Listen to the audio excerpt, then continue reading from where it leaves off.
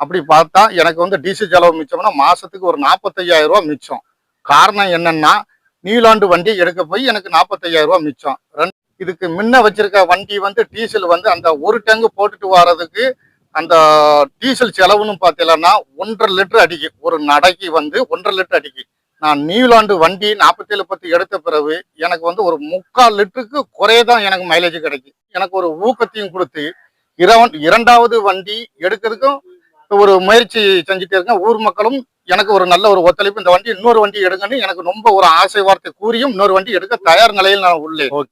எந்த தூரத்துல நம்ம ஒரு செகண்ட் கியர்ல போட்டு நம்ம ஒரு ஏத்தத்துல ஏறுறோமோ அந்த கியர்ல வந்து நம்ம ஃபர்ஸ்ட் கியர் போட்டு ரிவேர்ஸ்ல இந்த நியூலாண்டு வண்டி 47 என்னுடைய வண்டி ரிவேர்ஸ்ல அப்படியே ஏறும். நான் மட்டும் எடுத்திருக்கேன். அதுக்கப்புறம் என்னுடைய சொந்த பந்தம், என்னுடைய நட்புகள் என் வண்டியை பார்த்து நான் நெல்லடிக்குது வைக்கடிக்கிறத பார்த்து கூட ஒரு 4 வண்டி எடுத்து கொடுத்துருக்கேன்.